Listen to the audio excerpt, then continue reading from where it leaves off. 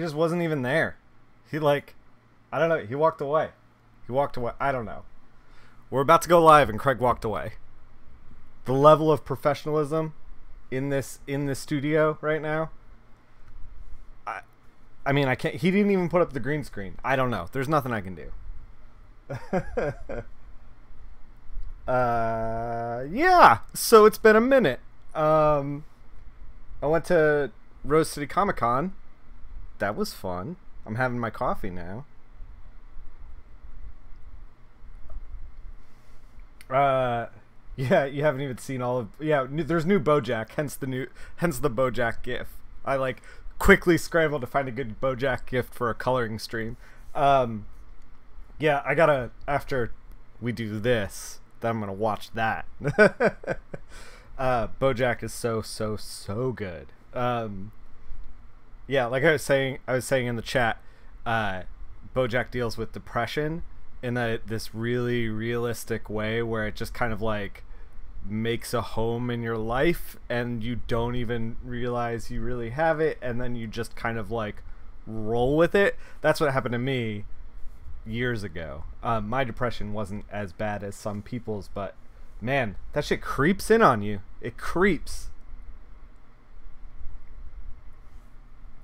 Anyway, we're back from Rose City Comic Con.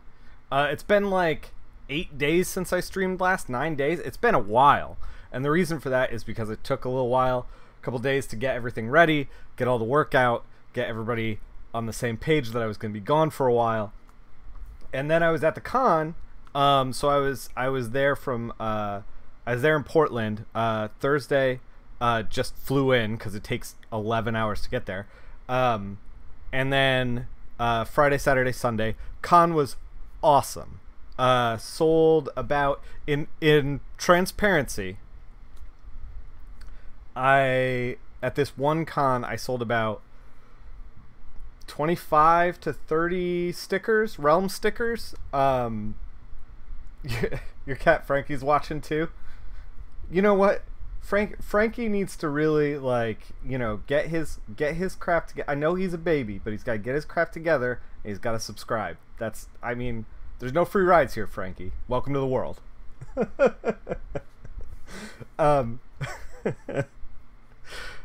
Anyway, I'm sure Frankie is adorable. So sold about 25 to 30 stickers, which is about where my head was at. I brought 50 with me because I wasn't sure exactly how fast they would go, but like, dude, it's tough slinging stuff at a con, because I was thinking about this. I barely even got to like walk around because I was so busy, and I was signing stuff, and I was on a Dark Horse panel of colorists and letterers. Stan Sakai on that panel, he was like, I'm so used to people get older in comics and become like cranky and curmudgeon-y, and he was just like the warmest, nicest man. He was great. If you guys ever get a chance, go talk to him. He does, if you don't know, he's been doing Asagi Yojimbo since like the early 80s. So there's a lot of it out there, and you should check it out.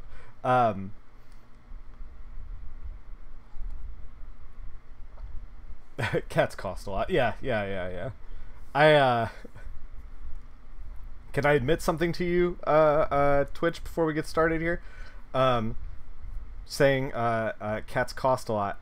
For the first like 4 years, De Niro, who is no longer with us, but for the first 4 years I had him, I was struggling in comics, and I didn't know like how to make ends. I was like struggling to make ends meet, and dog food costs a lot.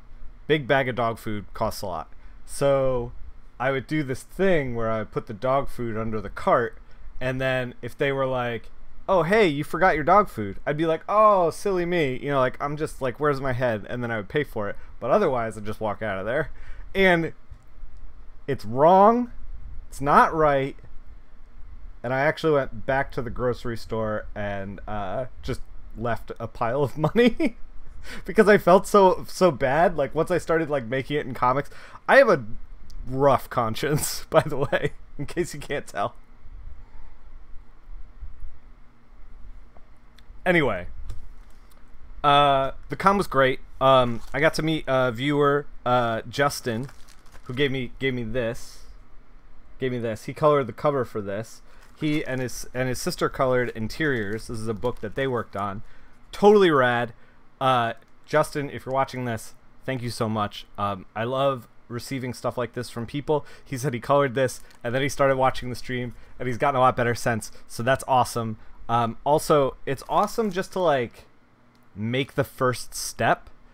Often the first step is so difficult when working in comics, when making anything. Just like getting started, getting going. Like it's just this is a monumental achievement, and it should not be downplayed. I'm going to talk a little about cons and people interacting, but also I met NPC Chris, who's a recent joiner of the Discord. He works for a game company. He gave me this. It's a choose your own adventure like card game. It's totally rad. I played the first chapter by myself just to see like how it plays. There's choices in it, like a choose your own adventure kind of thing, and then every once in a while, if you want to like do an action like inspect something or have like an agility check or whatever, there's like one roll of the dice and you're done. So it was actually, it's like, if you my lovely fiance doesn't play a lot of board games, and whenever I try to like get her to play a board game, if like it takes more than a minute to explain the rules, she like glazes over, as I feel like most people do. So I'm excited to play this. It's like a horror theme, so I'm excited to play it with her in October, because it'll be super fun. And because it has branching paths, play it over and over again. Man, you do that and you don't feel bad in the slight. Oh my god, my chat is delinquents. Buy more of your comics once you have a job in your own apartment. Yeah. No, it's fine, dude. Like, here's the thing. Figure it out, cause like I went a long time without buying comics, just because I couldn't afford them. I was like struggling. I was post college, and now I'm back into that. And then I was like pirating a little bit, and then I like made it, quote unquote. I had a little bit of money, and so I've been buying a lot of comics now. I've been buying a lot of comics. I read Sheriff of Babylon on the plane. I read Mother Panic on the plane. I read the new Border Town that just came out. Issue 1 just came out. All of these books are awesome. I recommend them all. You're currently studying at uni. Yeah. Yeah, at that time in your life, like when you're in college, you really just gotta like do you. Like you don't, unless you come from like a wealthy family or something like that, like, and you have, a lot of opportunity, like you really got to be like, okay, this is the point in my life where like I figure out who I am, I struggle, and then I find out like what I want to do with the rest of my life. It's a really exciting time to be honest, but it is tough. Anyway, let's get into Photoshop. We've been chatting. This is not a chat stream. Border Town is amazing. Yes, it is. In Germany, it's easier to earn enough money, kinda. Yeah, I mean, don't you have free college in Germany? I think so. Guess it takes a hurricane to catch up on your reading. It's funny that you mentioned that, Holly. I actually just emailed you back about Soundwave Con, and I got like an email back that's like, "Hey, everyone's evacuated." And I was like, "Duh."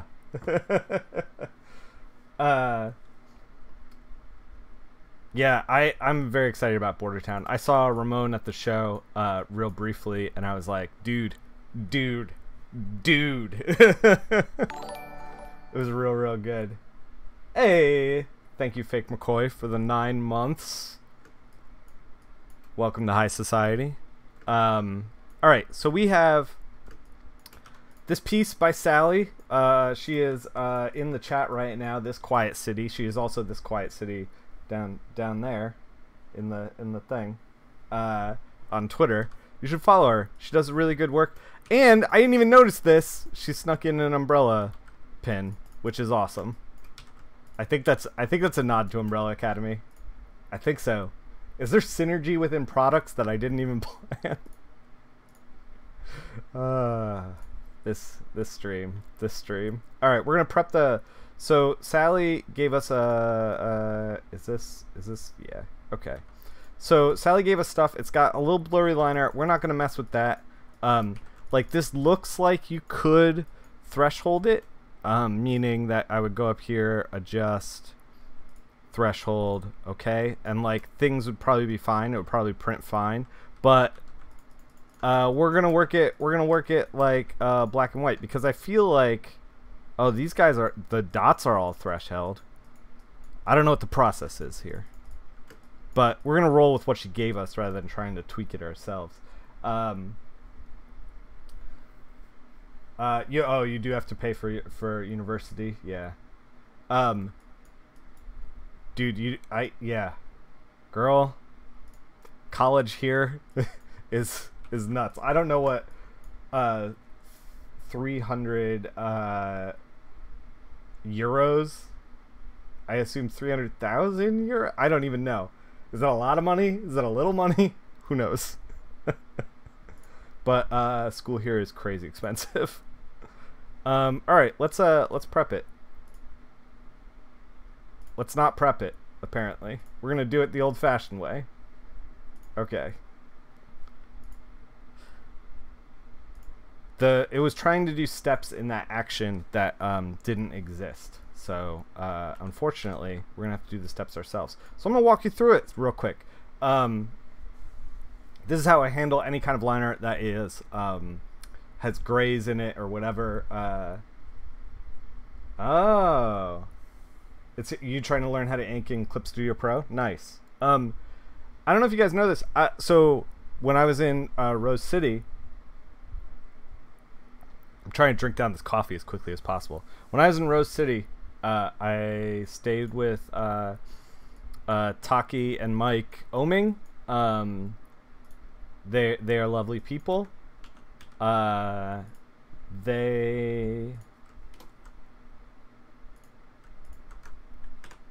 told you I was gonna walk through this, and then I didn't walk through this.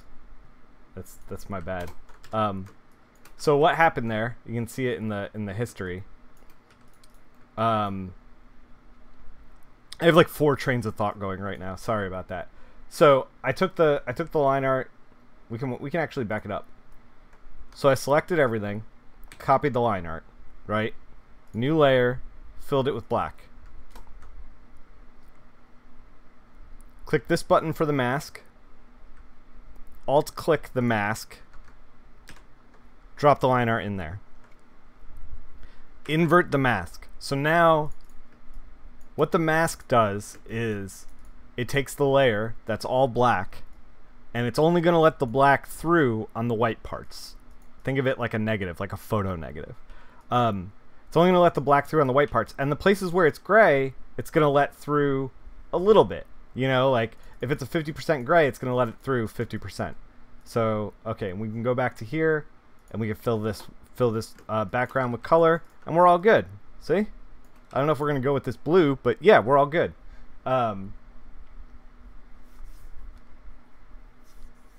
It's a lot for you. Oh, okay. All right. That is a lot. I mean, that's a lot for anyone. That might get you like 1 year here in the States, though, rather than the full thing. Man, college, what are they doing? So we gotta flat this bad boy. I I don't know why I called it a bad boy. That was weird. So I stayed with Mike and Taki a few days after the show. Oh, you talking about my super black, huh? 60, 60, 40, 100, huh? So I used to do 80, but then everybody told me that they don't do 80. I did 60 cyan, not 40. I used to do 80 60 40. That was what I was taught. And then everyone was like, "Oh, we do half a year. Oh, half a year is 348 and 92 cents. Okay. Is that, I think that's what's going on. I don't know. Man, look, college is expensive. Any way you slice it. So the reason I changed my super black settings is basically what I like to say is intense peer pressure that I felt even though no one was peer pressuring me. Welcome to comics. Yeah, I had a couple people be like, "Oh, that's interesting that you do that at such a high value," and I didn't think that it was high. Hey, hobby. So peer pressure. Yeah, exactly. I didn't think it was a high value, but everybody else was like, "Yeah, that's kind of high." I switched to a lower ink level. I think the lower ink level is going to be easier on the paper. That's kind of like where my mindset is at. And when I dropped it to 60 60 40 rather than 80 60 40, you're putting, less ink down on the page. So it's going to hopefully, it's like, we're talking about like, maybe the paper might be able to soak up the black a little better without compromising the black's tone and quality. But like, I think it might just all be semantic. we were talking in the Discord like, is trapping worth it anymore? Like, is anyone doing trapping? What DPI are comics printed at now versus comics printed 20 years ago? Does one pixel at 800 or 600 dots per inch is different than one pixel at 450 dots per inch or 300 dots per inch?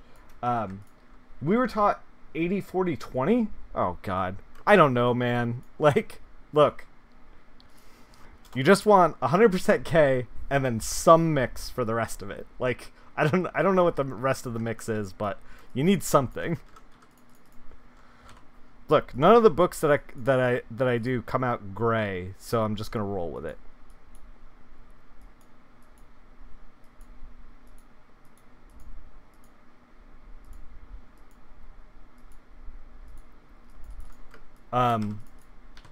But yeah, so it was really neat. I got to see Mike's studio space. I got to hang out.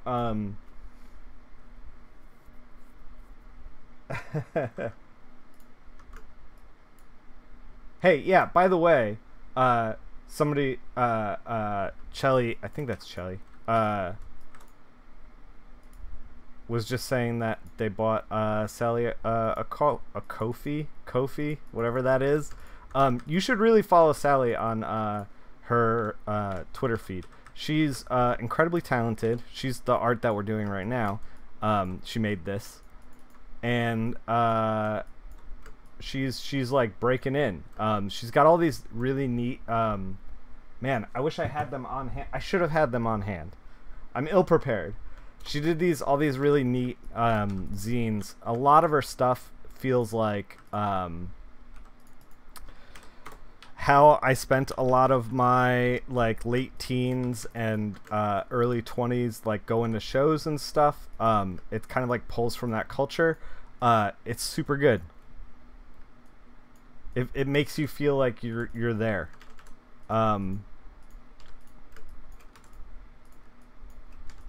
It's great. I can't recommend her work enough.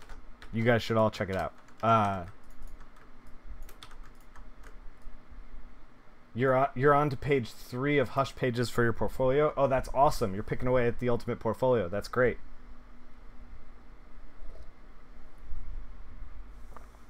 So, okay. Let me gather my thoughts. We gotta flat this thing. So let's flat it. I'm trying to do it all mouse so you can see my excellent mouse work.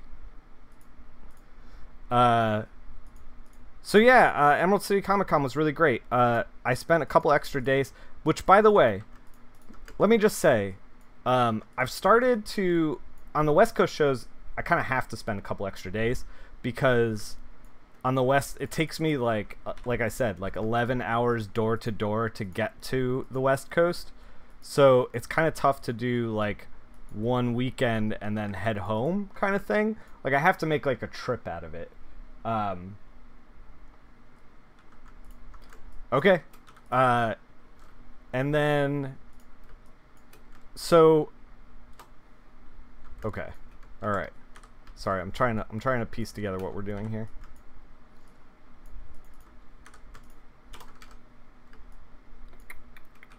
So I decided, I emailed Mike and I was like, hey, can I crash with you? And he was like, sure. And it made me realize that even though I've been working on Powers since late 2008, I've actually never hung out with Bendis before. And so we got to actually spend a bunch of time together. He was very warm and welcoming into his home. I met his family. It was great. I had a really good time. It was like a really good show. That said, I didn't get a whole lot of time to walk around on the floor. I saw Chris Sabella for a second. I wanted to buy all his books. I haven't read Crowded or and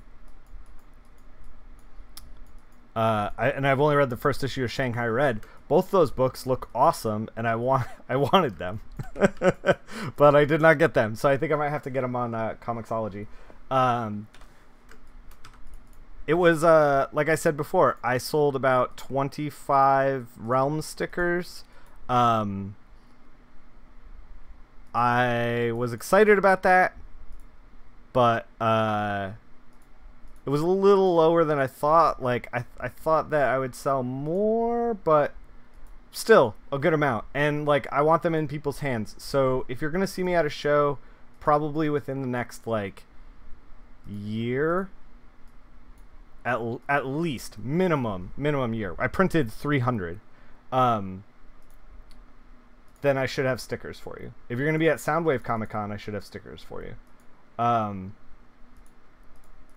I think the one after that is Emerald City, and the one after that is in Seattle, and after that is Chicago. So if you are coming to Seattle or coming to Chicago for those shows, you should stop by and grab some stickers. The thing that I did notice that I was kind of excited about was,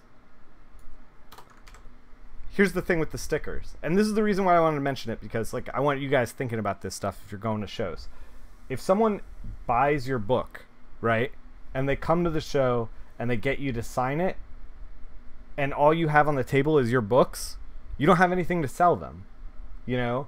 A lot of people who bought the stickers came up to the table and was like, oh, I love the Realm, I have all the issues, can you sign this stuff for me? And I was like, sure. And I was like, also, I made stickers. And they were like, throw it on, you know? That was 3/4 of my sticker sales. And this was the first time that I've tried to play around with that. So if you have a book that is selling well at conventions, or you're getting people who picked it up before, and you know, we gotta figure out how to do these. We'll get there. We'll get there. You know, and are fans of your work, the little extra things that you can provide for them. Oh my god, I goofed that. We may have to kind of manually do this. The little extra things that you can provide for them are really neat. You know, I sold the not an issue if the only place you can buy books is at the table. Yeah, rare to get somebody that has it showing up. Oh, okay. Yeah, I mean, we're talking about stuff that the Realm is widely available. So I wanted to, and I know people are enjoying it, so I wanted to make something for them. If you are making zines and you have them available at the table, chances are they don't have them, you know? Yeah. So I just, I just wanted to plant that seed in your brain because it ended up working out pretty well.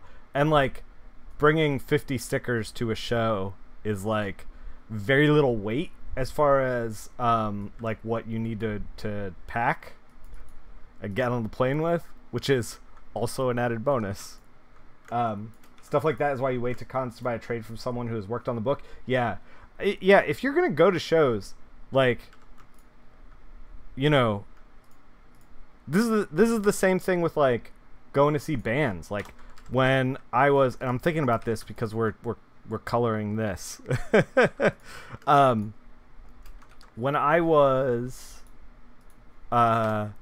younger, I would borrow music from my friends, and then when I saw the band, I would be like, let me get a t-shirt, let me get a CD, like let me get everything.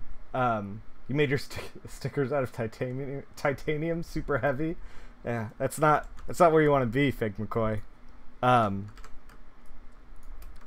But like, because I know that the band is gonna see, like if I buy it in a store, if I buy something like that anywhere else, the band is only gonna see a margin of that money, like a very small percent.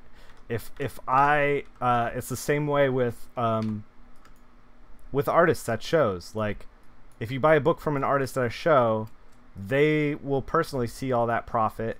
Not only that, so like you're kind of doing them a favor if you're a fan, and then not only that, it's like you get them to sign it, you get to have a conversation with them about it. Like it's an interesting exchange, because it's not like how it is at a show where it's like, there's the merch table, we'll see you later. But it's like, you get to shoot the shit, which is great. Yeah,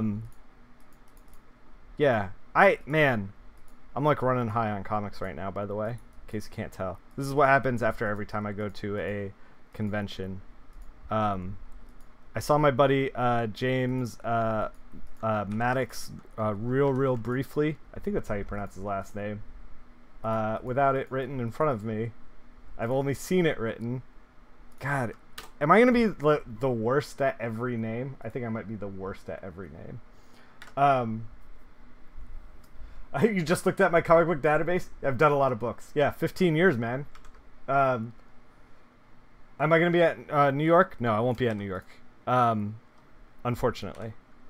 Every time I think about doing New York, I can't tell. Does the jacket end here? I think it does. Oh, we goofed it. Hold on, we got to back up. There you go. I think the jacket ends there. Yeah, I won't be at New York. Every time I think when the registration for New York comes around, I'm like, oh, that shows like a pain. I don't want to do that show, just because it's like all of the logistics are a pain, and then New York is expensive, and I'm always like, and then I'm like, I don't really have anything like debuting at New York anyway, and then every time something debuts at New York that I missed, that I'm like, I just missed the window to like book the show. At New York, Ba and Gerard are gonna be there signing Umbrella Academy. Umbrella Academy comes out in October. New York's in October. It was like it's a big deal, and I'm like, oh, I should have booked that. I think like 2 years before that, it was like Young Animal, Cave Carson stuff, and like everybody was there, and I was like, oh dang it. Next year I'm gonna go. I'm just gonna book it.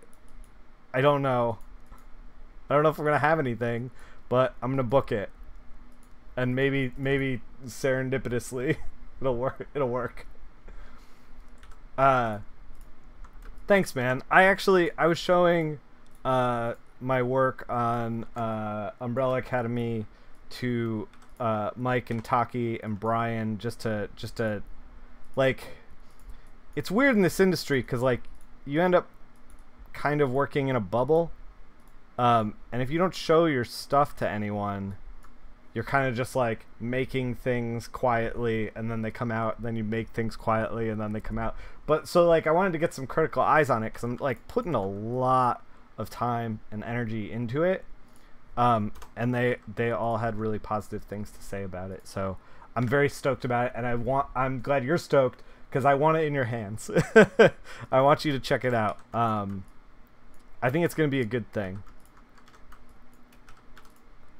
Let's do these kicks. But yeah, it was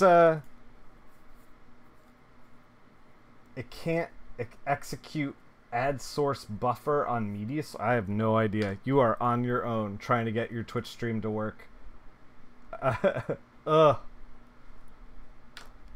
Yeah, I can barely troubleshoot this stream, let alone troubleshoot your Chromecast. Excuse me.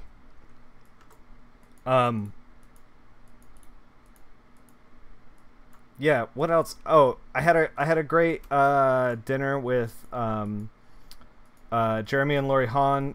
Jeremy draws and co-writes The Realm, and Andrew McLean and his wife Erin, both great people. One of the things that I felt like was a theme this show, in talking to a lot of other professionals and also talking to fans, I met this guy Nathaniel at the show who was talking to me about he's a fan of comics. He's in his 30s.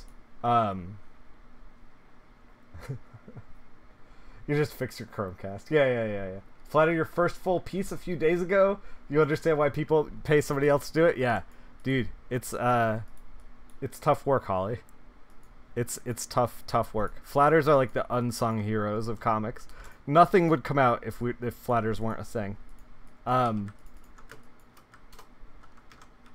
Yeah, so I was talking to this guy Nathaniel, and he told me a story about how when he was a kid, he was like totally stoked on comics, and then he stopped reading them.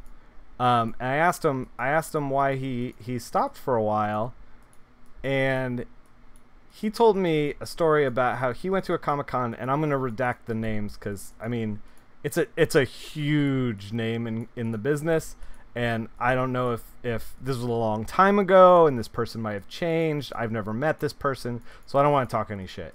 But, like,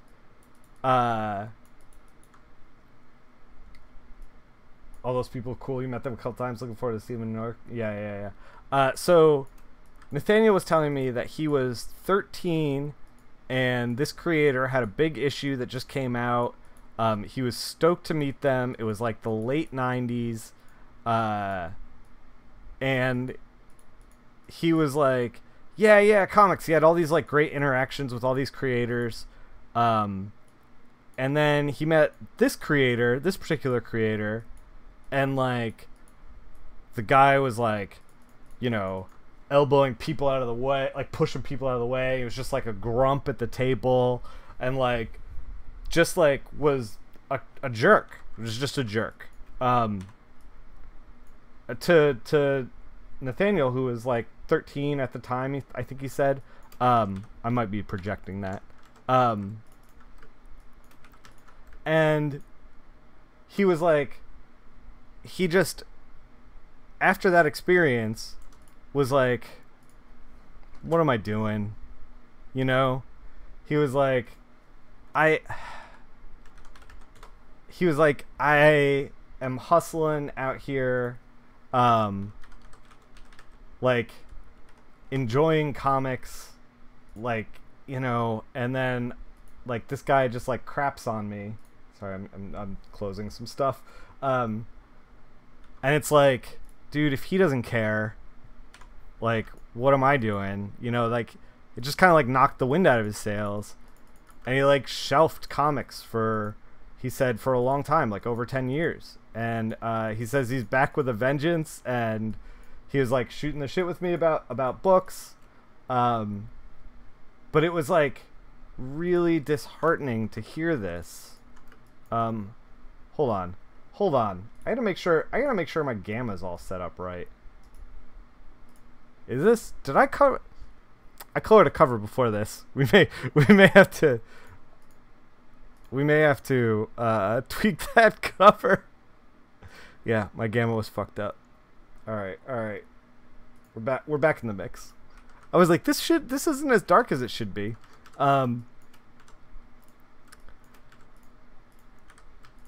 So I don't know.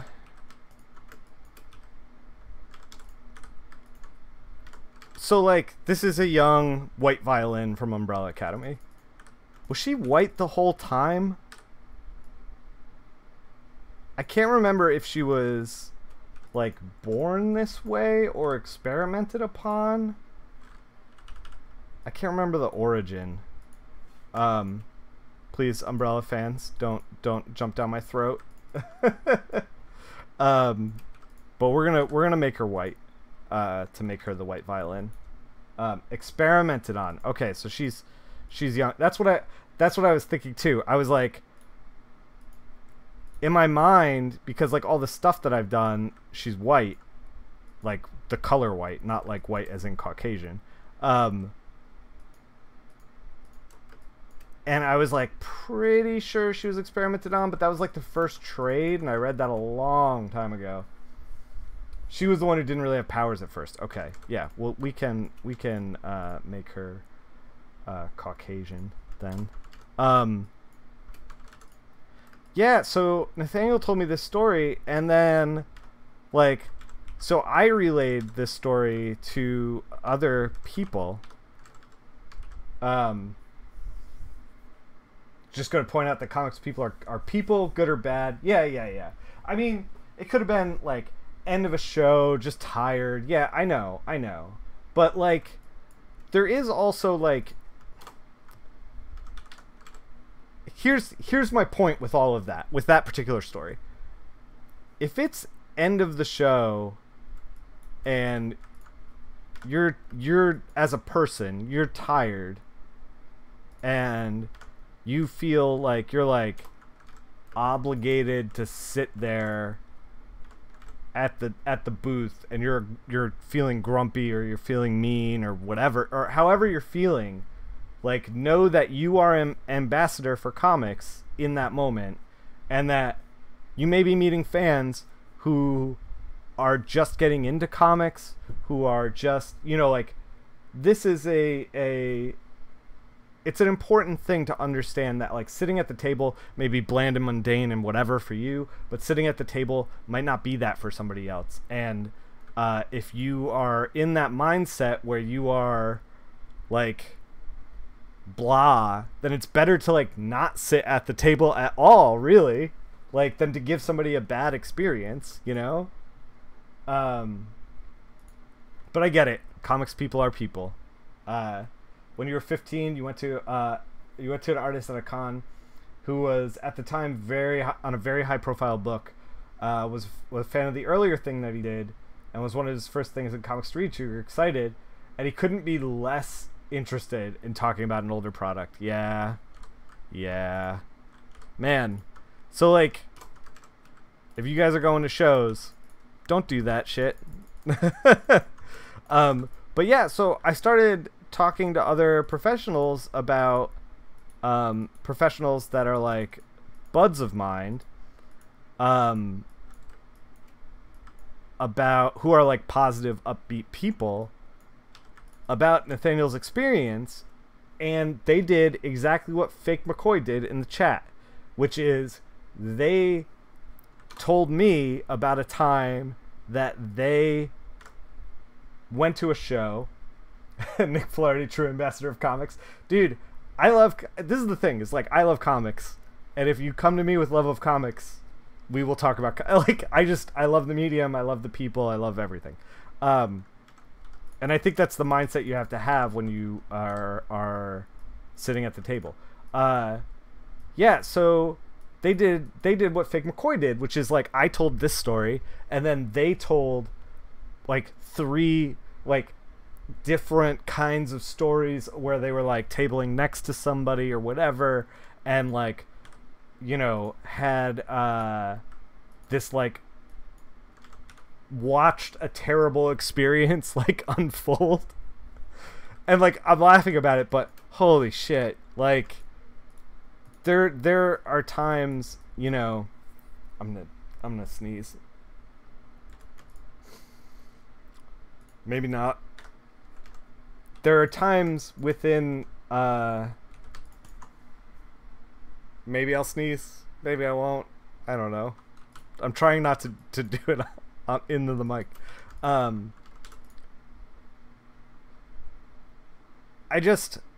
I feel like if you love comics and you love the medium and you care about it, like, you gotta treat it carefully, you know? You found all this single issues from the Umbrella Academy first came out in a Virgin Megastore bag. That's a time capsule right there. Okay, I think we've flattened it. So we're gonna try to nod as like hard as we can to the Umbrella Academy. So she is the white violin. So we're gonna try to put like white stuff around, you know, because like she has a specific motif within the book. Chromecast hates it's Chromecast doesn't support my video type. Look, we gotta write Twitch an angry letter. Is that like video format as far as like how tall and wide the pixels are? Because I can change that in the future. It's a video MP4, something that your Chromecast isn't okay with. Oh, I'm sorry. If you root your phone, you can get Chromecast to mirror your screen, but that's a lot of tech stuff that you're not going to be able to do right now. All right, let's think about this. Let's think about how we're going to approach coloring this. So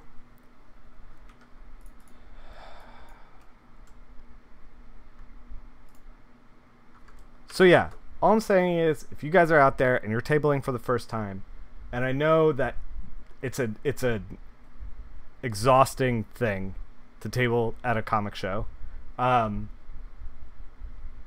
just try to rally and try to put yourself in the shoes of the people who are coming up to you as either fans or potential fans. Like the second one being a really big deal, like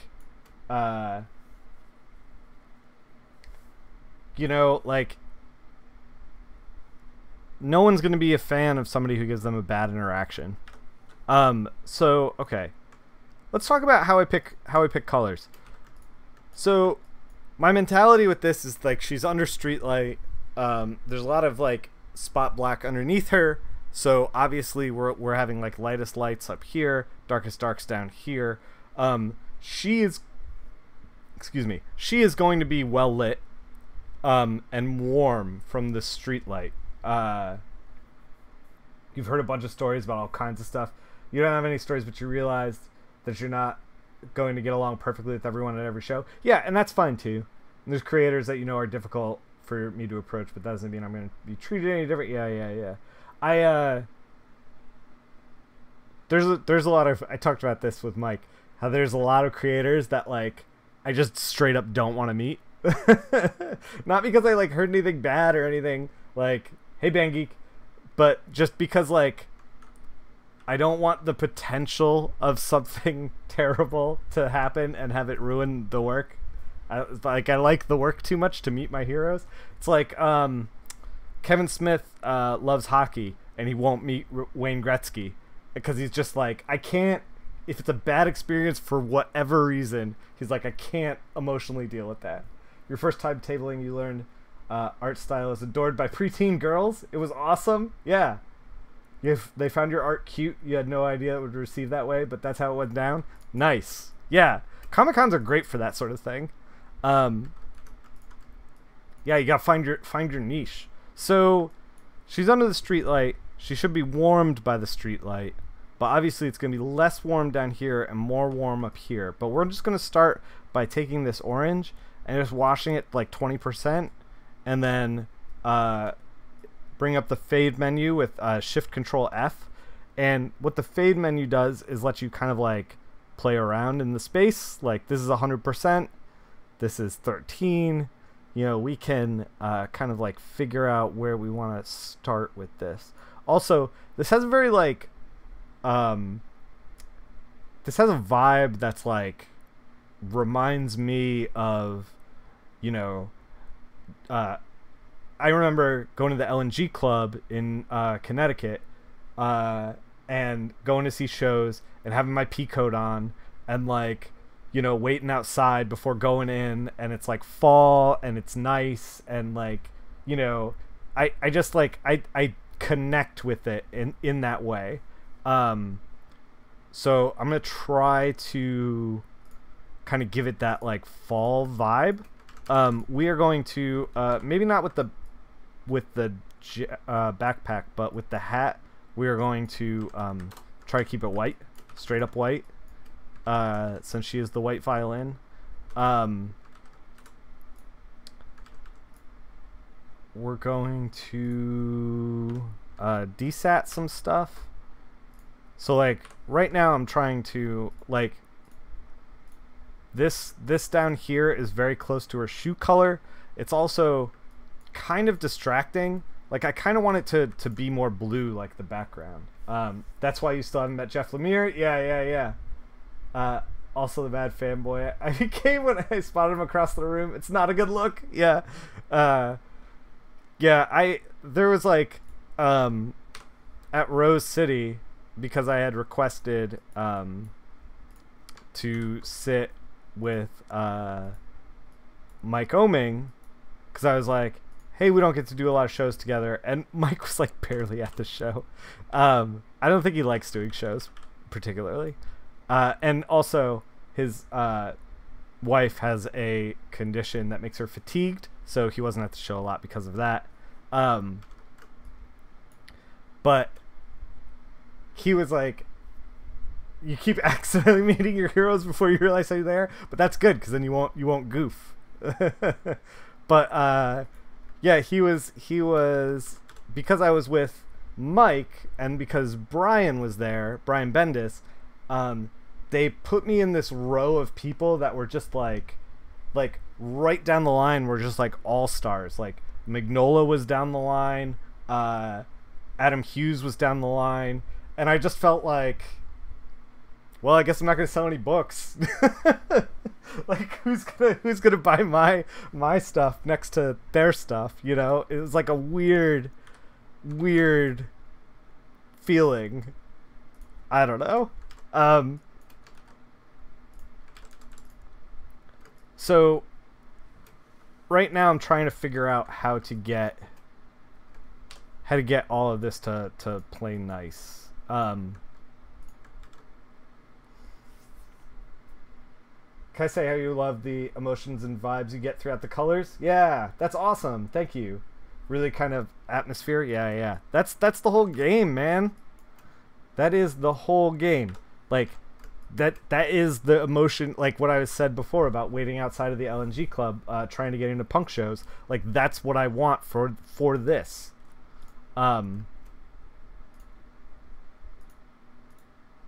So yeah, we're gonna try to do that.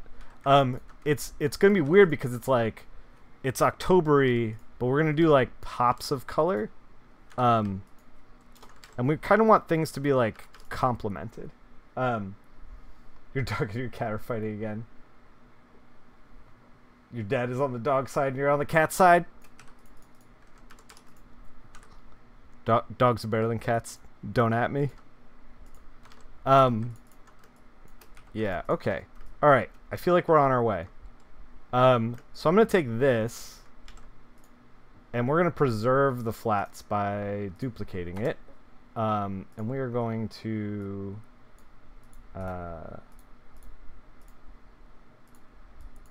drop the opacity on this and lock it. So that way... Yeah, okay, everything's good.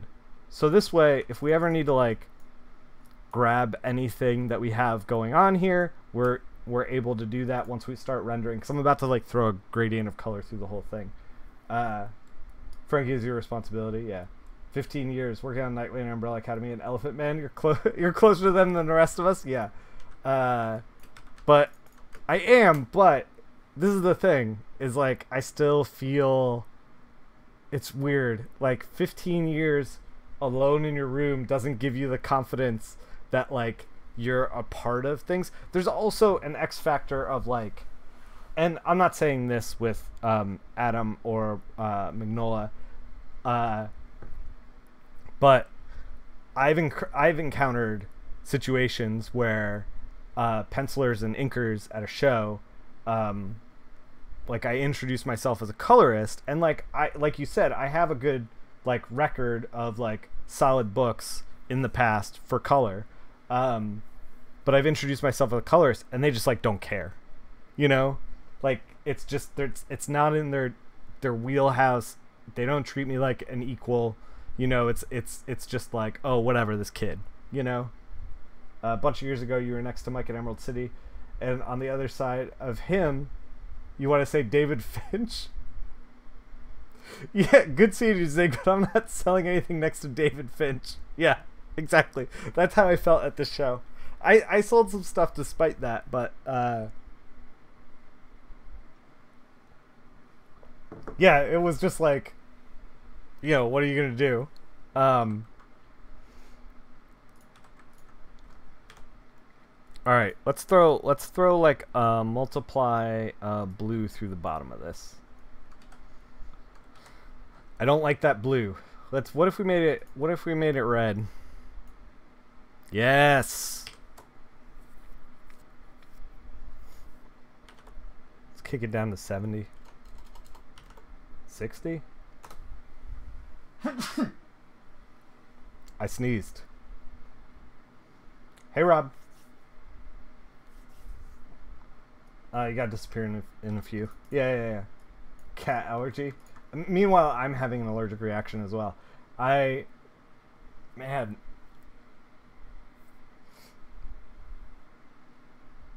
Yeah. I feel like my allergies were like under control.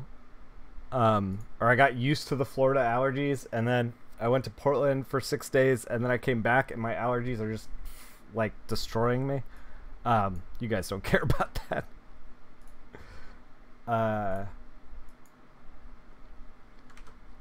Let's figure this out. So, all right, this is worth talking about. So, like, I put a grad through the top of this thing. We're trying to simulate the lamppost kind of situation here. But this is bullshit. Like I don't mean to disparage my own work here, but like this color, look at this. This is like non-committal bullshit. Like this color is like a solid gray. This color doesn't know what it wants to be. It doesn't know if it wants to be gray. It doesn't know if it wants to be orange. It's just kind of like in the middle. So we're gonna try to fix that.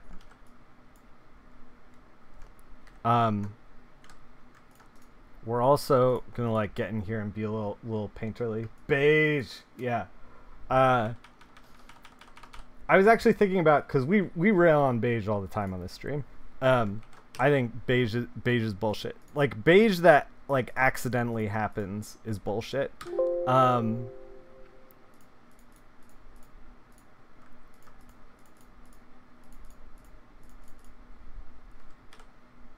So I was thinking about trying to do purposeful beige sometime soon. The Beige Brigade. Man, I'm like allergic to everything.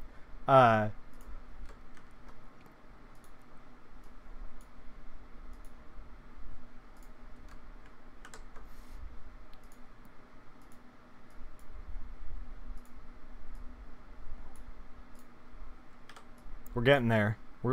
It's fighting us hard, but we're gonna get there.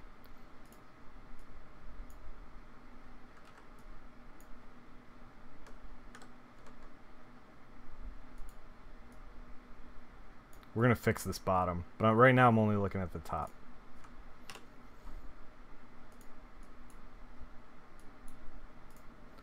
Alright, let's fix the bottom.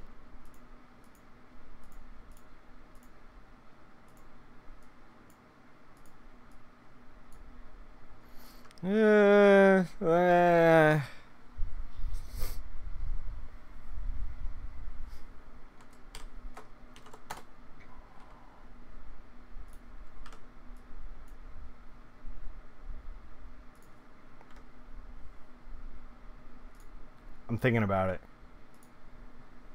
You're fine with beige, thankfully? Yeah. Allergic to beige. You think you're my... Yeah. Sorry I'm broadcasting my computer problems. But yeah, I was thinking about, like, it'd be cool to do, like, a purposeful beige stream. Oh my god, I'm sorry I did that on in the mic. I need to blow my nose. I'm getting wrecked. Guys, give me 5 seconds.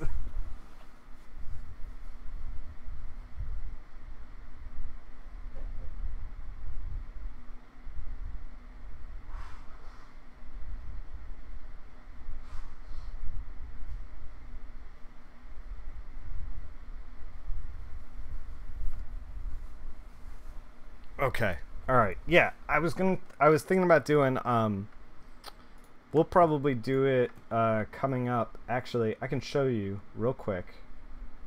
We're going to switch to the back computer while I look this up. Make sure we're looking at the right thing. So Mike Oming gave me a while ago gave me stuff like this, where it's like these are out of the sketchbook that he does, and a lot of his professional let's do a charity stream for beige users. A lot of his stuff doesn't look like this when it hits print. Like, this is very loose. Like, this is more kind of like what his stuff looks like that is like quote unquote professional. Like, this is out of the sketchbook of like him experimenting, and this kind of stuff. So I was thinking about particularly this piece, like kind of doing like a beige digital painting. You got some bat nick repellent, yeah, for bats and for nicks. Doing kind of like a digital painting kind of thing with this, and maybe trying to emotionally embrace the beige. I don't know. We'll see. We'll see if we can emotionally embrace the beige. But yeah. For now, we're not going to do that.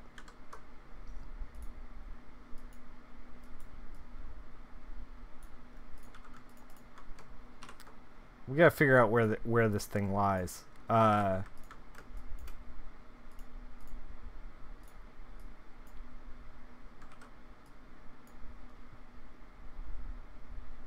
So normally I don't put any like K in here, but I kind of just whoa, that's a lot of K.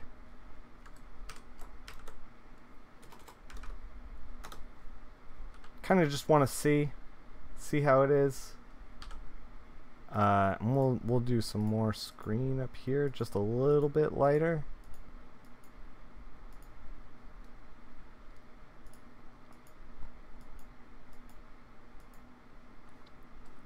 I kind of wish it was just like a little more orange and blue. That's what we're going for here, is kind of like this orange and blue vibe. You know you're really into comics when you recognize color and art styles? Yeah.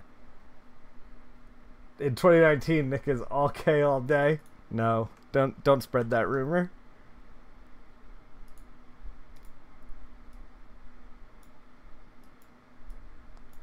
Like, I want it to feel bright, but I don't want it to feel overpowering, which is kind of where we are landing. Maybe we do need beige. Heaven forbid.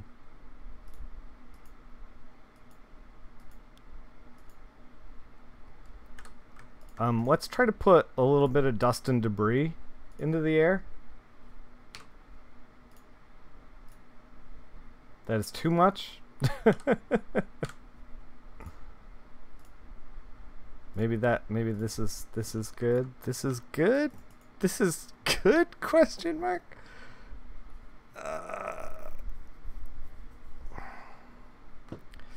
I mean, maybe we should just scrap this and color it like Umbrella Academy, since it is an Umbrella Academy thing.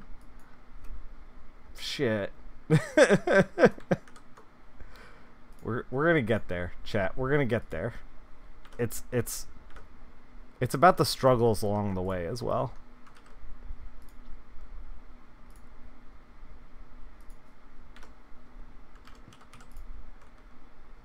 I mean, maybe we just gotta tone it down.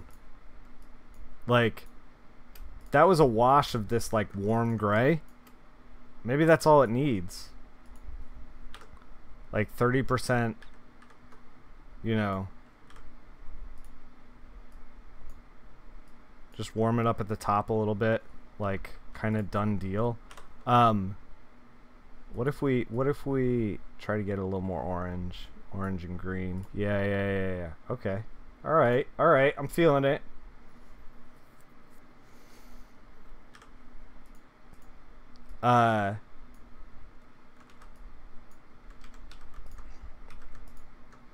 This is turning into like a weird over-rendered background that I feel like should be simple. Maybe I'm like too in the tank. Yeah, let's just reset. let's just back the hell up and think about this for a second.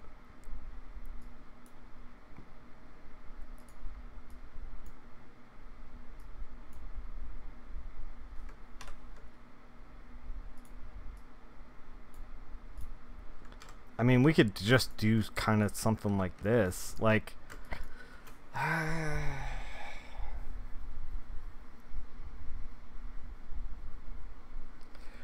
or alternatively, we could avoid doing this for now and then work on the rest of the piece in some capacity so that we can, like, the thing is like this just solid color looks all right.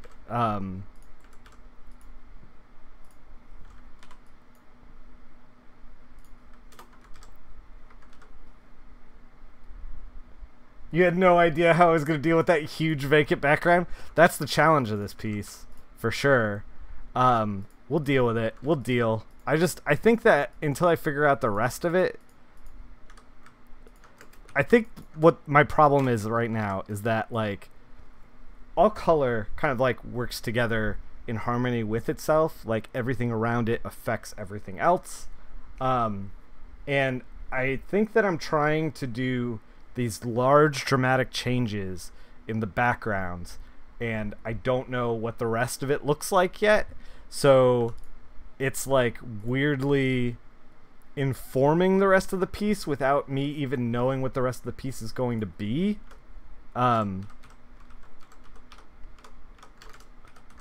So it's like, I don't know, turning into a weird kind of thing. That's a technical term. Don't worry about it.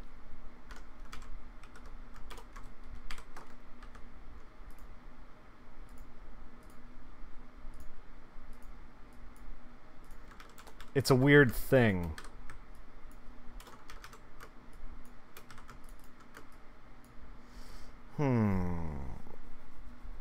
Alright, let's just get in and start rendering the figure, rendering everything else, because I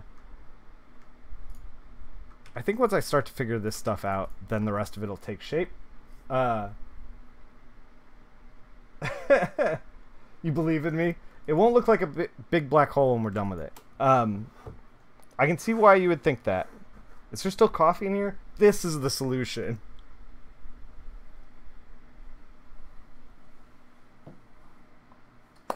Hey, thank you for the host, Kate.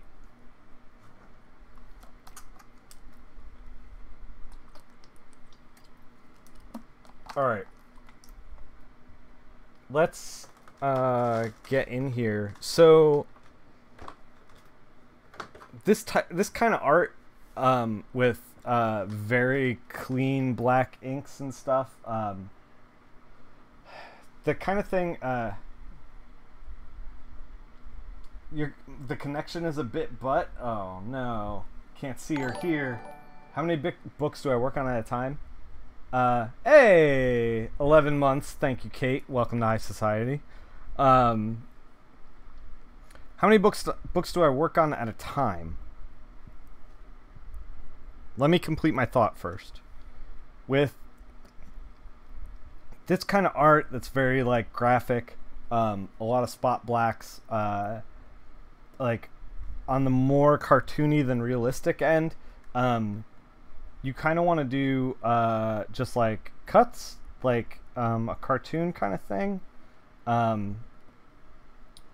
That's the kind of the stuff that's going to look the best over it. You can lean into like digital painting and stuff like that, but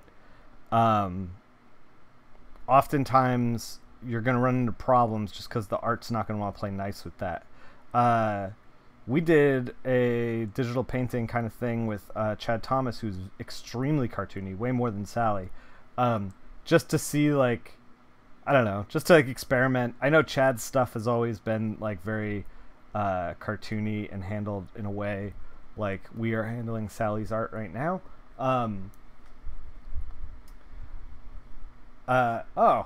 Thank you, Sally, for hosting me. Yes, you're hosting your own art. Probably a good idea. Do you stream? So yeah, as far as how many books a month I do, it's kind of basic math. Like, when you're figuring this stuff out for yourself as well, you want to think about like how many, you have so many hours in the day, right?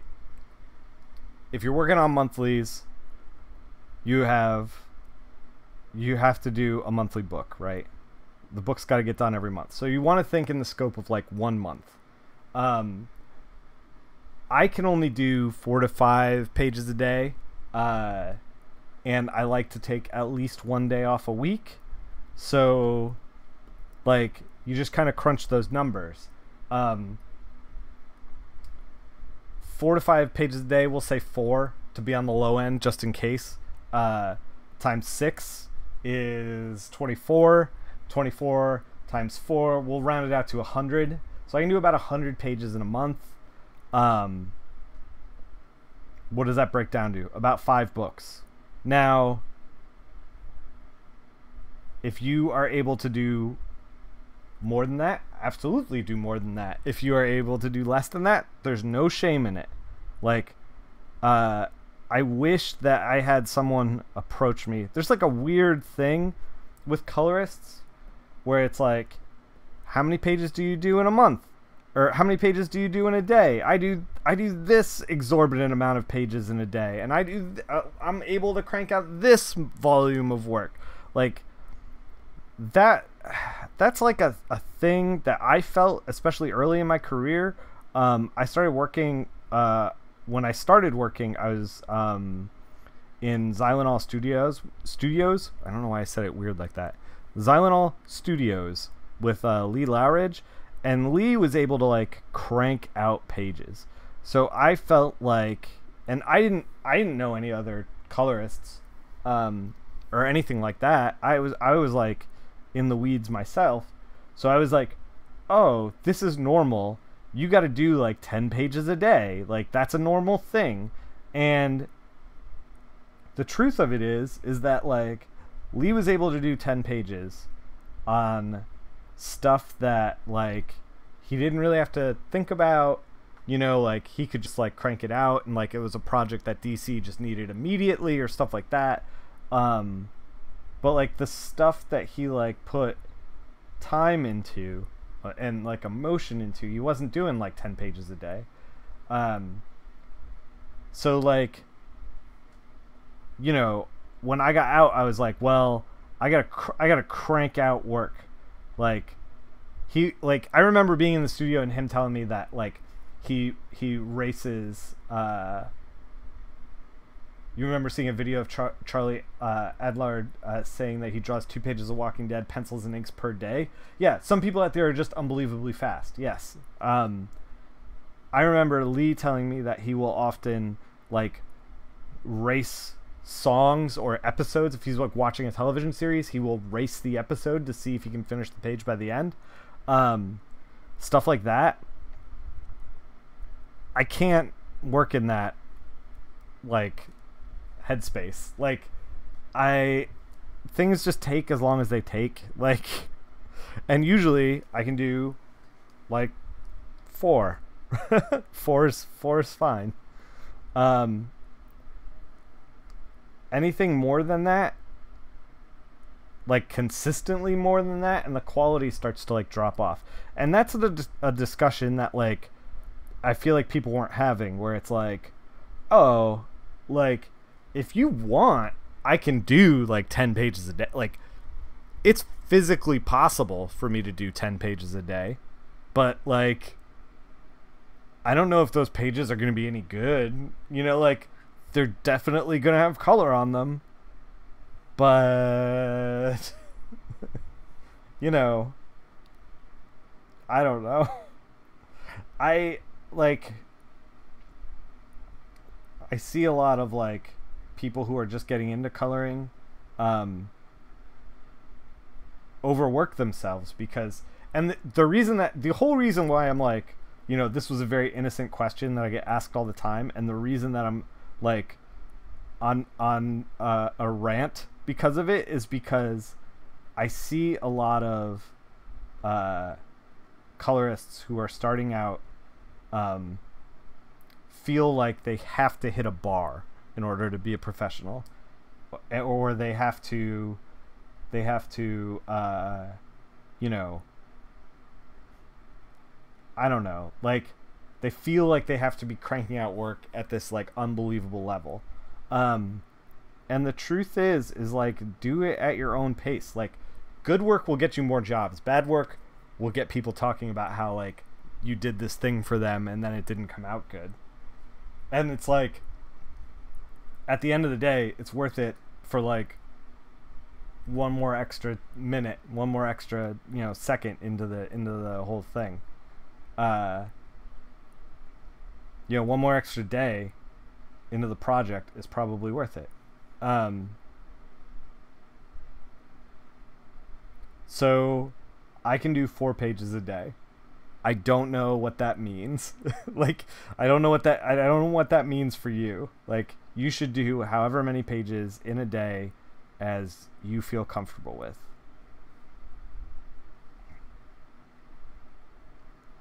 I don't know if you guys are aware of the colorist Nathan Farabin, but he only does 2 books a month. He says anything more, and it's like the wheels come off the wagon, the quality dips, you know, like that kind of thing. He also, I'm pretty sure, has a family that he like, you know, wants to spend time with. So he can't be coloring pages all day, every day, for the rest of his life, forever, as you stare deeply into the black hole that is comics. Like, he wants to be a human being, which, you know, some of us might want to do.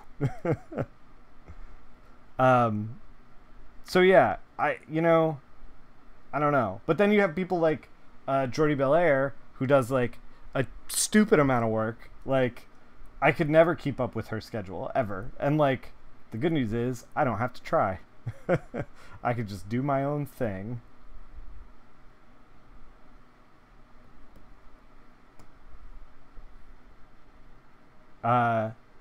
But yeah, the convention was great, man. I had such a good time. I wish that I got to walk around a little more.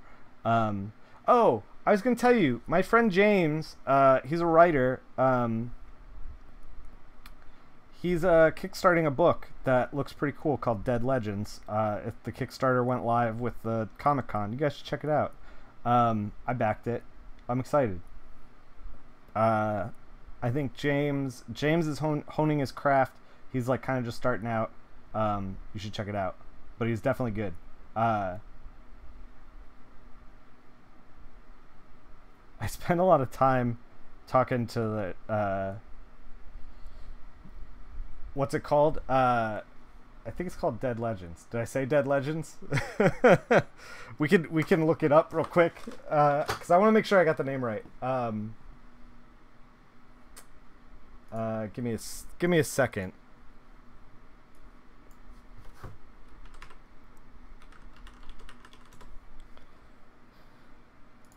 Let me log into my Kickstarter. Do you guys want to see all the dumb crap I'm kickstarting? Some of them are jokes. Some of them are not. I don't really want into the world, but I just wanted to check it out. Yeah, here's his thing. Dead Legends. James Maddox. It's like a kung fu book. I'm excited about it. He's got 22 days to go. So yeah, it just launched. You should check it out. You're mostly curious rather than worrying about speed. Yeah. This is the thing too, is like, you know, we said everybody's got different speed, but also like the more I worked, the faster I got, you know, like I think, and also, you know, you rise to the challenge that you are presented with. Like a lot of times I'll be like, oh, I can't possibly do all this work, but like Nightwing 48 and 49. 49's out like this week, I think. I looked at those pages and I was like, this is going to take me forever. And because it's just like a lot of detail in there. The artist is so good.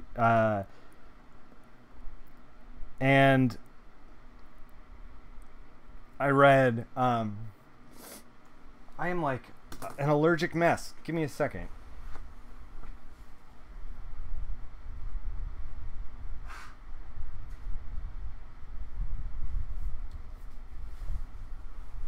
Clearly, I need to take my allergy medicine.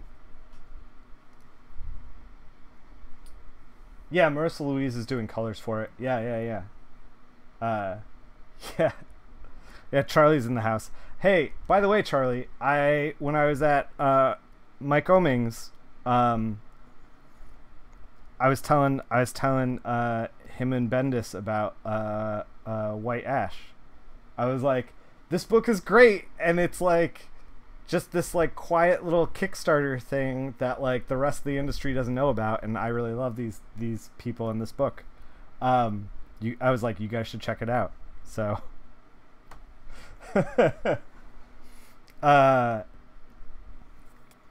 yeah, it was weird. I felt like because Mike doesn't do a lot of cons anymore, that like it felt like, I mean, maybe this is me being presumptuous, but like there was a time when I wasn't doing cons that I felt like I was just kind of grinding out comics, and I was like excited about the work that I was making, but I wasn't excited about comics in general.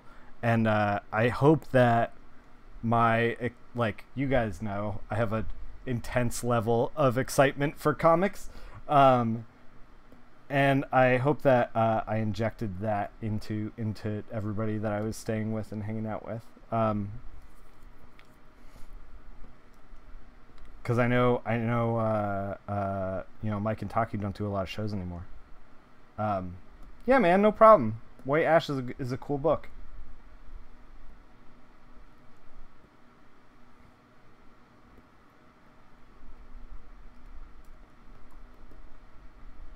You gotta open your White Ash books? Yes, you do. It's been like 2 weeks. Gotta get on that shit. But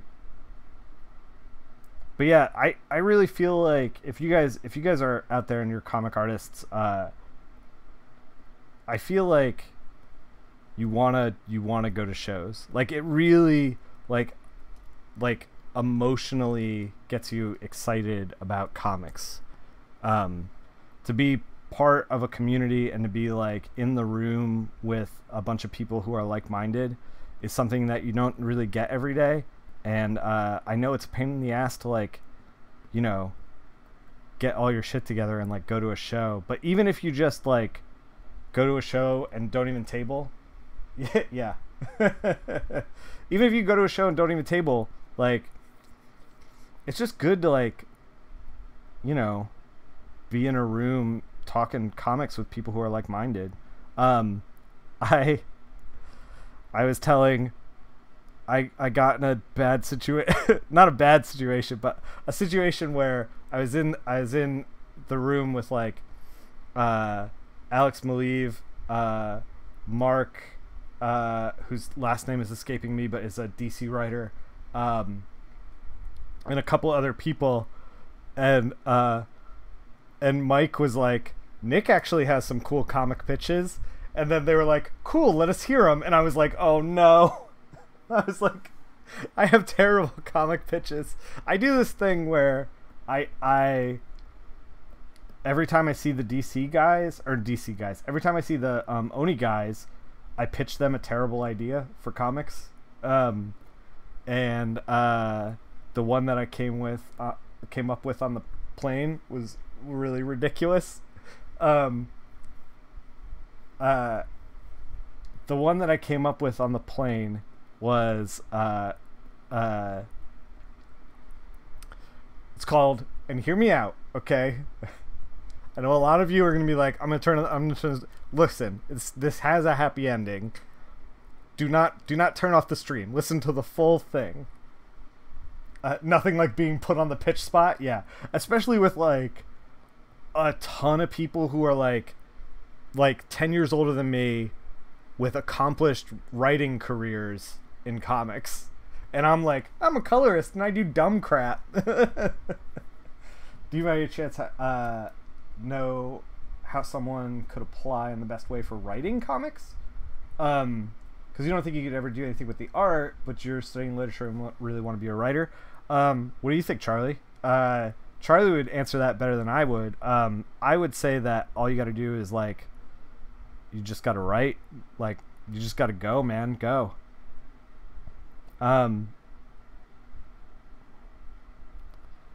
Like, you got to find an artist that you want to work with that wants to work with you. You got to go to shows. Find an artist that wants to work with you. Pitch your ideas to some artists. Potentially pay some artists to do your projects. Kickstart some stuff and just go. Like, I think you just got to, like, it sounds weird, but webcomic, go to Reddit. Yeah. So I pitched this idea, and all caveats, guys. Hear me out. Start small. Yeah. Find a collaborator, start small. Yeah, build something. Exactly. As long as you just go. Like, if I were you, I wouldn't sit there and be like, well, I can't start until I find an artist. You should just like bang out pitches, like 20 pitches. Like, I don't even know. As many pitches as you can do. I would just like be writing all the time. And then when you bump into an artist that you want to work with, they'll be like, hey, what do you want to do? And you'd be like, well, I have these things. You can pick one and we can figure it out.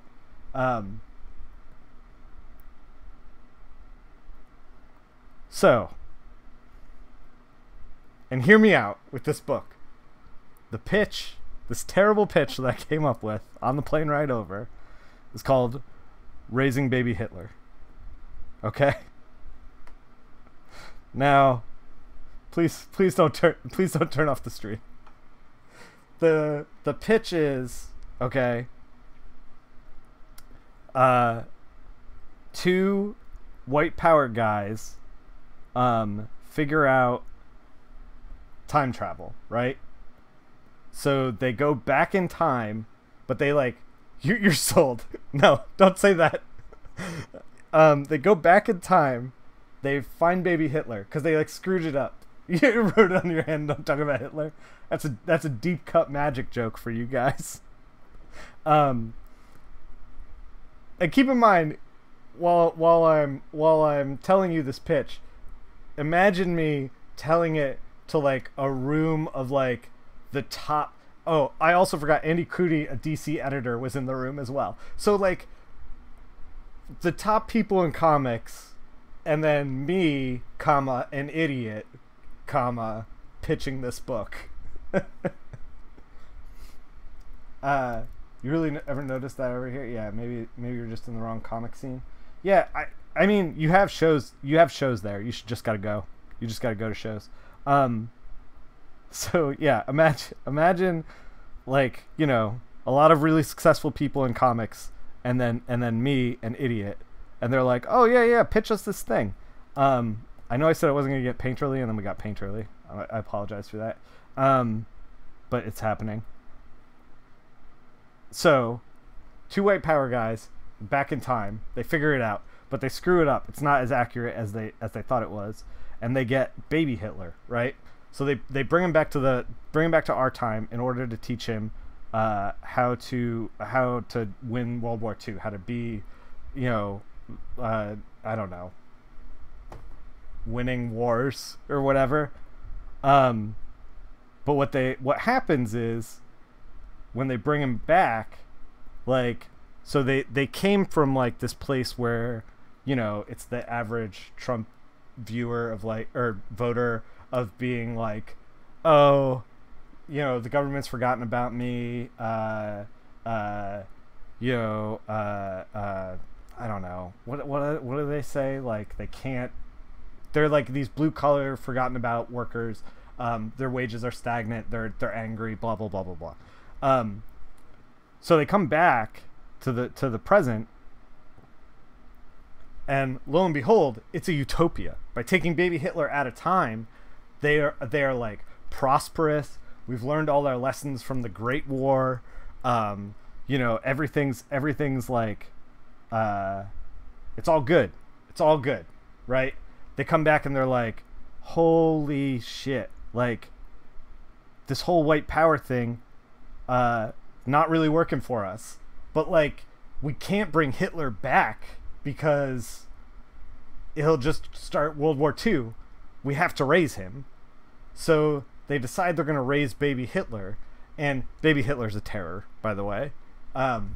Like, an awful human being. And in trying to navigate raising baby Hitler, they realize that they loved each other the whole time. They fall in love. They get married at the end. So the whole point of this book, and this was pointed out to me, I can't, one of the hard sells is that if the first issue is white power guys going back in time, you really, really got to pick up the second issue. But you can, the whole point of this book is I want to trick white power people to pick up a book that ends with two guys getting married. That's the goal. That's the goal. And also, it's kind of like Look Who's Talking too, you know? Get that baby Hitler, get that movie deal. It's the dumbest thing. Oni didn't really jump on it. DC, they don't want a piece of this either.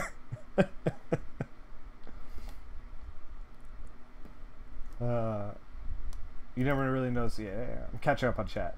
A lot of really successful people in comics, and then me, an idiot. It's how I felt I thought bubble this year. Oh man, yeah. For shows you need money and don't have a license. Oh yeah, that's gonna get in the way. But just go as often you can.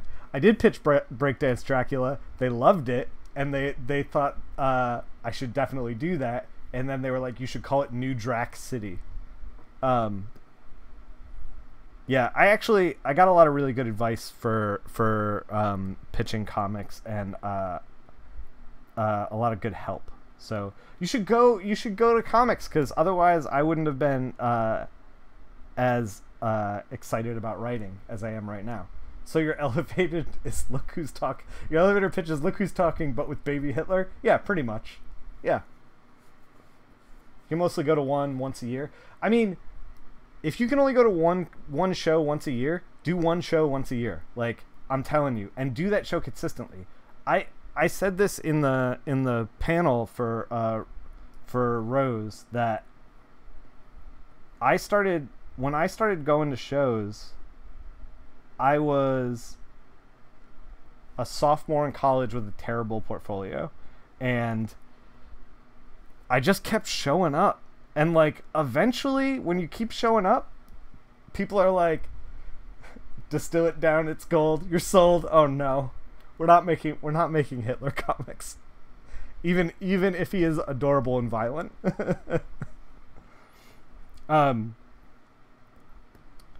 Yeah, I feel like if you can only go to one, because go to one and go and like mentally be like, okay, we're gonna go to this comic show and we're gonna go every year for the next 5. I want every single person there to know who I am, and that's how you break into the industry, pretty much. I feel like perseverance is a huge thing. Not Hitler, baby Hitler. Yeah, there's a difference. You'll try your best. Though you magically get lots of money during the next month, you won't be able to go this year. Well, I'm just saying, like, if you are interested, because you said you were interested in writing, or was that you? I have to scroll back into the chat now. Everybody's thing is green. Oh yeah. It was you. Yeah. I'm serious. If you are interested in comics and you like, there's 2 things basically that you want to do if you want to start breaking into comics. Be persistent, like, and be stubborn, and go to every show you possibly can, even if it's only one show a year, one local show a year. Like, own that show. Everybody who comes to that show should be like, I remember you from last year, the year before that. Like, persevere. 2 men trying to change a diaper for the, like, not only 2 men, 2 white supremacists, like the least caring motherfuckers in the world, trying to change a diaper for the first time. Yeah. I mean, like, let's not kid ourselves. This is a terrible idea. No one should, in practice, put out Raising Baby Hitler. But as a thought experiment, the idea of 2 men getting married at the end of a white supremacist book is pretty fantastic.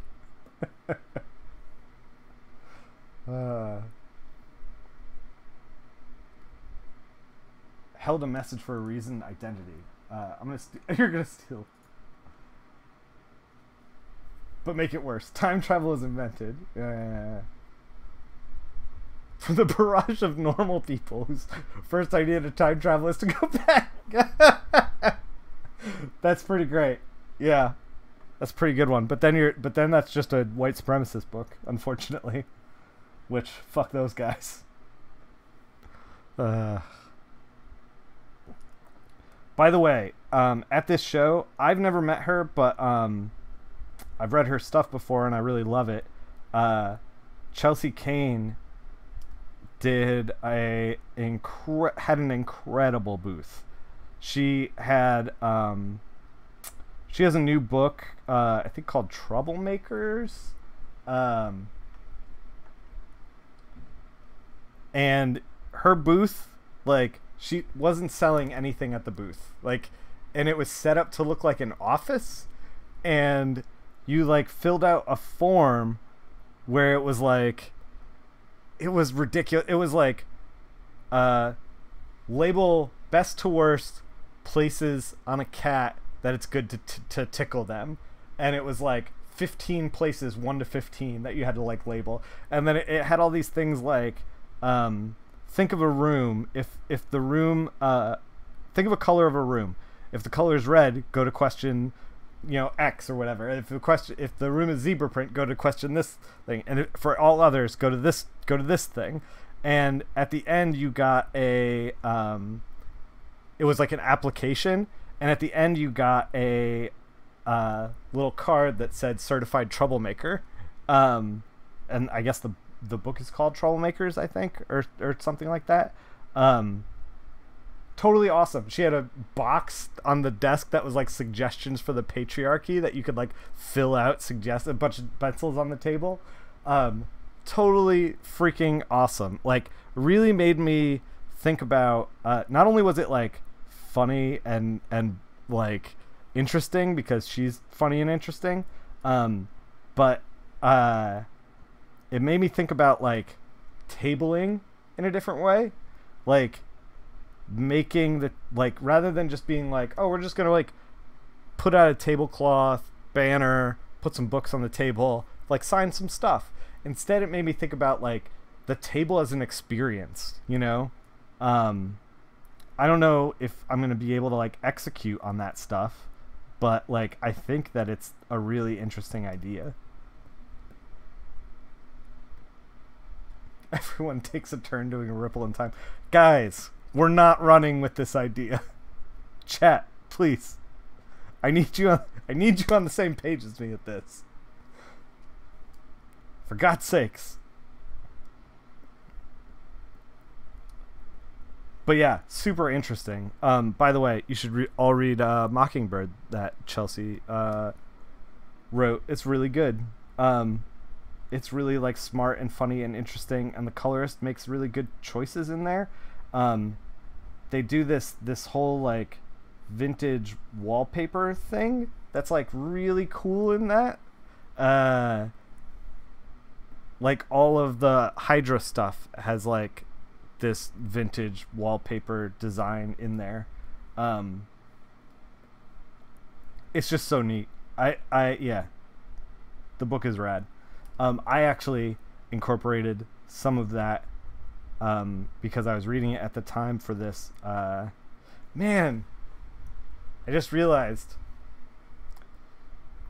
this is good. This is very coincidental because I haven't thought about this book in a long, long time. But I did a Christmas story with Bruno Oliveira, drew it, and it's Red Skull, like being visited by the ghost of Hitler. Look, I didn't plan this. And you know, Red Skull's an asshole and Hitler's an asshole, and they you know, talk about what it's like to be pure evil at Christmas. And I made all the Hydra stuff all vintagey to match Mockingbird. At the time, Mockingbird was like one of the best books. You help out Conor McCreary at his tables a bunch. Man, that guy's got engaging pitches. That's awesome. There's a great way people remember your book with an interactive booth. Yeah, just bring people in. Yeah, like she'll just bring people in. We had a fake argument at one point. She's hilarious. That's great. Yeah, it's Red Skull as Scrooge in A Christmas Carol. Yeah, it is that. Visited by the ghost of Hitler, like his long dead friend. But yeah, I do like the idea. The other thing that was like really appealing is that, like, you know, she made these cards which are like not expensive to do, and then she also made these like little forms that you fill out to get the card, and it's like a free thing. And people like take business cards off the table all the time just to like get something free from the show. And this was a way to do that by making it an experience and like having a nice interaction rather than being like, is this free? Okay, thank you. Move on. You know? It was like, damn, it was smart. I wish I could be as smart as Chelsea Kane. maybe eventually we'll work on it enough and we'll get there. So I don't know what color these jeans are, by the way. Speaking of the thing we're working on, like I'm a little all over the place palette wise, but we're gonna get there. I like what's going on. We're gonna put some little details into the leaves.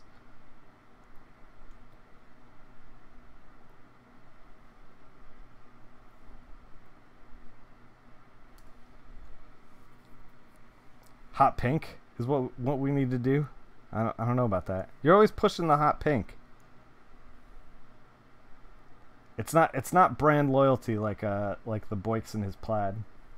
By the way, there was a new Colors Jam. If you guys, speaking of Boyks and plaid, if you Google hashtag Colors Jam, you will find a brand new one. It's a Superman thing. You may have seen it floating around. It's Brian Hitch is the artist. It's like Superman breaking chains or whatever. These like giant chains. Totally rad piece of art. You guys should check it out. I know Nimish did one. He's a friend of the stream. A couple other people. It's been popping up on my in my Discord, which is awesome.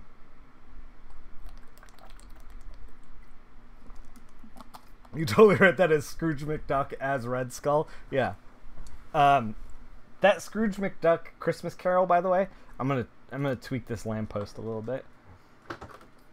That Scrooge McDuck Christmas Carol, I love that. I love that. I watch it every year. The animation in that is so good. I also have a soft spot for Donald Duck in general. I know, like, Donald's only in it a little bit. But he's great in it. He's great, like he's a real person. His acting chops on that Donald Duck, real good. That guy's gonna be somebody. I can't believe they got a talking duck. But yeah, Donald Duck's actually one of my favorites. He's just like a walking temper tantrum, and it's hilarious.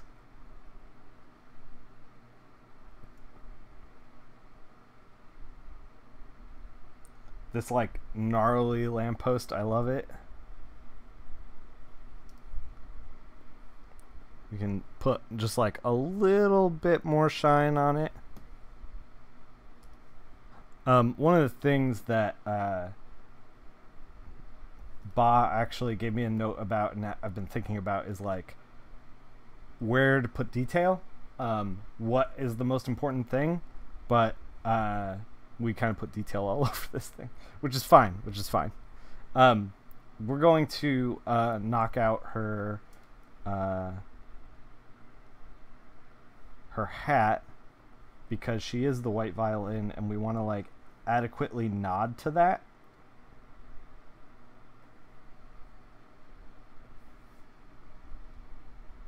Her hat is going to stand out like a sore thumb, but she kind of stands out like a sore thumb on the page, so I feel like it works. It also balances and echoes the sidewalk underneath her feet, so that's pretty good. Let's make her hat whiter so that the blue doesn't look weird.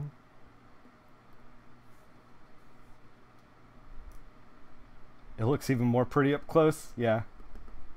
This is part of the problem with coloring, is like one of the things that I really had to balance. Did I see that Don Cheadle voiced Donald Duck recently? I didn't, but that's awesome. Yeah,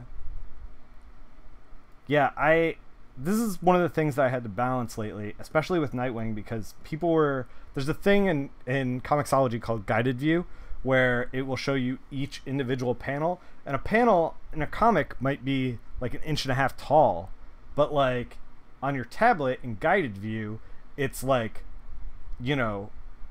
10 inches tall. And I was getting people taking screenshots and like zooming in on stuff, so I'm trying to balance. Like, I used to just like blaze through stuff like that was like tiny panels on pages, because they weren't meant to be seen up close. But I'm trying to like be better at figuring that stuff out.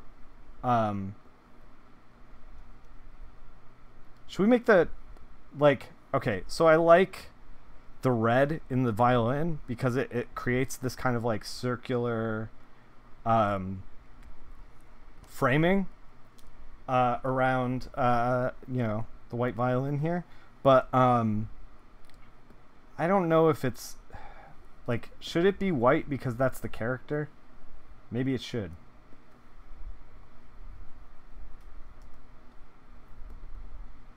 I mean, it probably should. All right, let's figure out this giant open space in the back.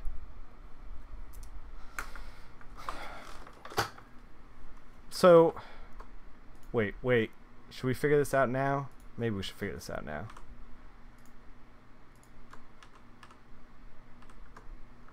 Beige. Oh my god. Chat, you're out of control. I think maybe maybe we were overthinking about it, maybe this is just where it should hang.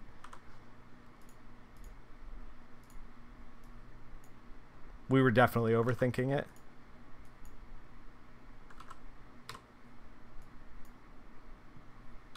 Like this is the place it should be. This is the place it should live. We're figuring it out.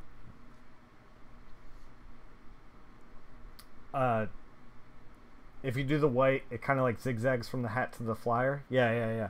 Well, I'm trying to mute down the flyer a little bit because the flyer is not super important. We can actually, that's kind of a good call. We can just like tone it down a little bit more. We can even blend it in the lamppost a little. Because I really want you just like straight up and down, kind of. We can take, so we're going to take the sidewalk and darken it a little bit. Oh my god, we're grabbing the hat. That's not where we want to be. In the hat. Get out of here.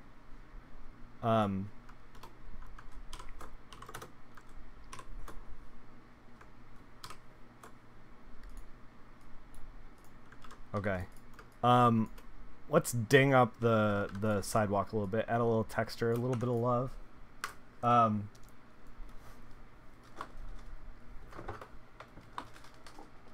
So, you know what else I did while I was in Portland? I went retro game shopping. I went to, God, I wish I remember the place. Video Game Wizards in Portland.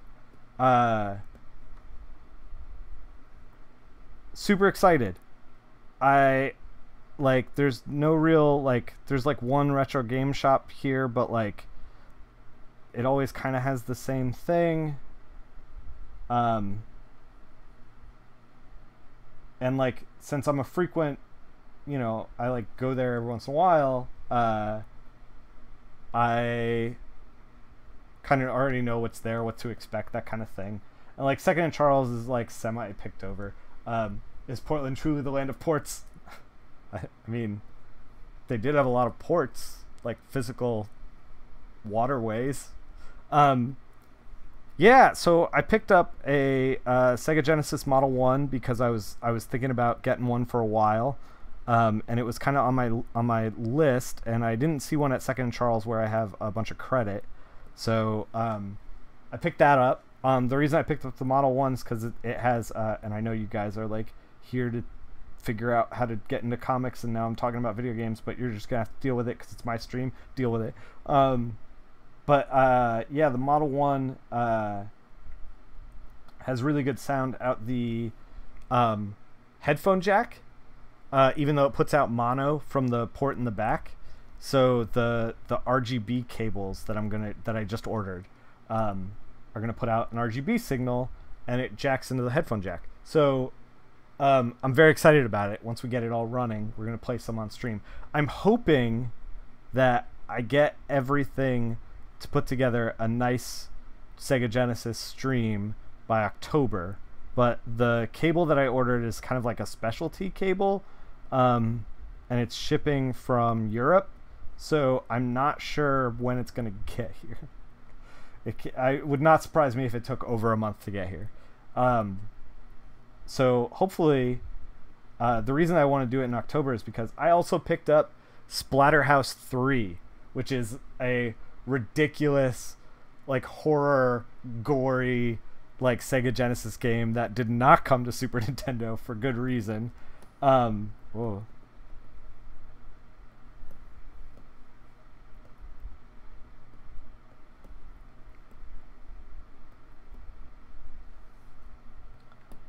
So yeah, we're gonna try to do that on stream one of these days soon. Hopefully in October. I want to do like a whole horror video game thing in October. We'll see what happens. We'll see how much we actually get to play. But the good thing about Splatterhouse is, like, how many Splatterhouses did they make? 3, I think. Including, well, 4 is the one that came out in like the 360. I haven't played that one. But they made 3 on the original. I don't know if one. They might have only 2 and 3 came out on Genesis. I don't know if 1 came out on Genesis. It might have been a Master System game. Not sure off the top of my head, but yeah, very excited about it. So we're gonna have like a little bit of light reflecting and a little bit of light coming down. We're gonna see how that looks. You only knew about one? Yeah, so yeah, I think the answer is 4. They're all like, the first 3 are all like relatively the same, with like subtle differences.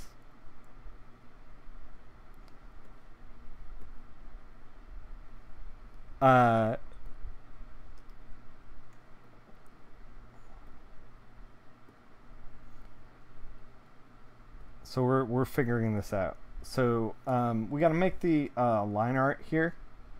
So the line art, except for her cap, we're gonna change it to. Currently, it's looking purple underneath the line art. The reason for that is because I am using 60, 60, 40, and it's this purple color. And so the orange screen layer is interacting with the purple underneath the black that we have set up. So if we do, instead of 60, 60, 40, 20, 80, 80, 100, we're like in this red. So we're gonna kind of make this whole thing a little bit more red. And I would do this through the whole piece, except for the fact that when I do that, it turns. We are kind of doing it through the whole piece. It turns a little like the red overpowers the black, and it's not as black when it hits print. Not that this is hitting print, but yeah. So yeah, I'm hoping to play that. Maybe some Luigi's Mansion. I have it, but I've never played it on the GameCube. So we might try to figure that out. I gotta figure out how to. I gotta figure out how to broadcast the GameCube and not spend a boatload of money. Maybe, I don't know, some other horror games. There's a Ghostbusters game on the Sega Genesis that's actually really good. Or it's rumored to be really good. I haven't. Oh, you're gonna print it out and tape it on your wall? Well, I hope that it looks good for print. We're gonna chill the glows just a little bit. Knock them back just a little bit.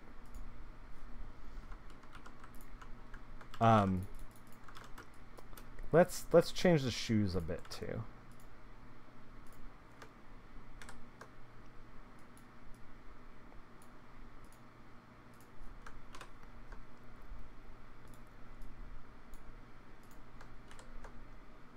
Sally, you don't have to print this out and put it on your wall. What you got to do is just get super popular, work for DC and Marvel Comics, and then we'll just work together all the time. Done deal. That's all you got to do. The new Ghostbusters that came out a few years ago is excellent. Huh. I saw gosh, who were Rich and Rich Evans and what's their name? Shit. Previously recorded. I saw them play the new Ghostbusters game, and they seemed miserable while they were playing it. I don't know if that means I'm gonna be miserable, but they were kind of miserable.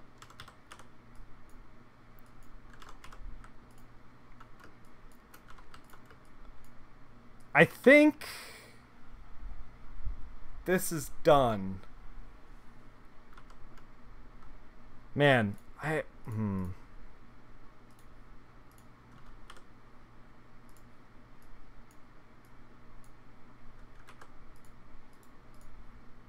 Maybe this is done. Jack, yes, Jack. Hey Rich, hey Jack. Got it. I think this is done. Let's sit on it for a second. If they let you work on an Animal Man miniseries or game, yeah. I saw that those books went on sale. So I really love Animal Man. So we're losing the leaves a little bit, so we're gonna pop those out. I really love Animal Man, and I read when he was New 52. I jumped in on that, and I think I read the first 2 trades out of like the 5 that came out. I gotta catch up. I I actually almost bought them for the trip out.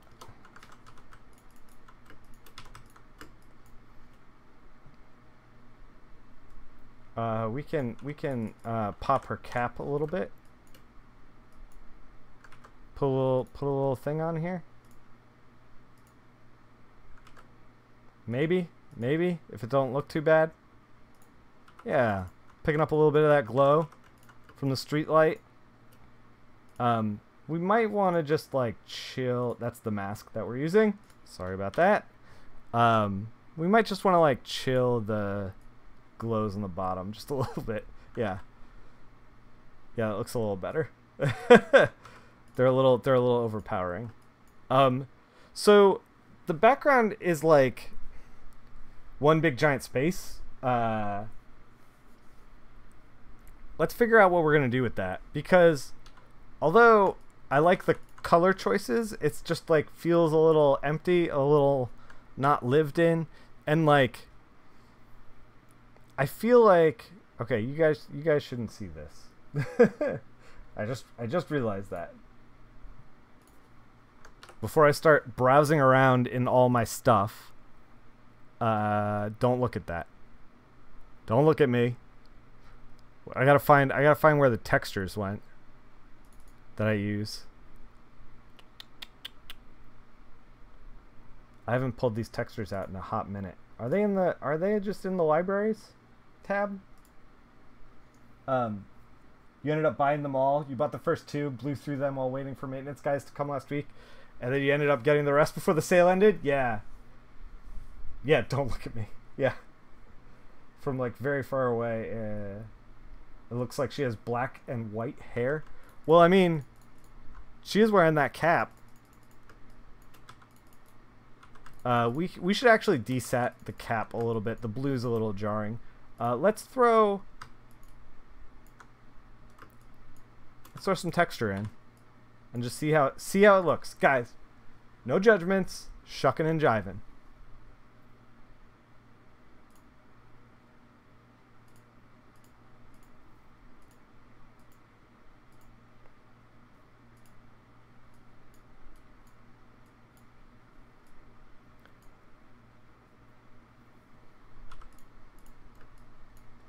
I think a little bit of tooth, especially in the background, works really well. But we're gonna pull it out a little bit out of the figure because I think it's making the figure a little wild. Let's desat the hair, or the cap. A little bit. Try to get it to unify. I was thinking that like we could get the cap to kind of like pop, you know, by being so different than everything else on the screen, but in truth it just looked weird. So I desaturated it. The whole thing kind of is unified by this orange color, and by having that blue, which is opposite on the color wheel, it you had a very just had this huge, I'm very impressed and adoring this moment. That's great. That's awesome. Thank you. So yeah, I just kind of desaturated it because if it's a blue cap and then you wash it with orange light, it's going to turn gray. So we just desaturated it, cut through the bullshit. Let's kind of pull, especially out of the face here. We're going to pull some of the texture out and kind of like leave what we had before, because it's just a little much, just a little. We can take it out of the shoulders a little bit.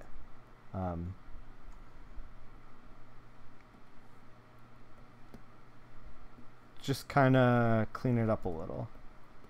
But yeah, I think this is done. Let's sign it. So here's the thing. I wish more artists signed their pages, because you wish you had a print of this. Maybe Sally will make prints. I'll give her the high res. And if you ever see her at a show, or if she offers them through Etsy, they're all hers. Let's get, I don't know, this brown. No, let's get this beige. Yeah, okay.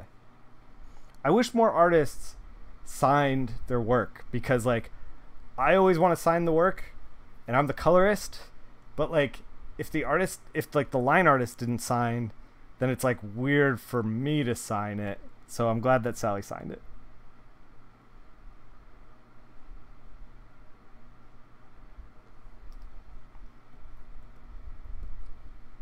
You're an autumn girl, born in October, whole orange autumn stuff. Yeah. I'm on board. So we meandered a little bit, but we got there eventually. Just to see, this is where we started from. These were our flats. So from oh, I guess we got to put the line art over it. Yeah, from this to this. We kind of, it took us a little while to get there, but you just got back on, and it's cool to see how it was progressed when you were gone. Yeah, man.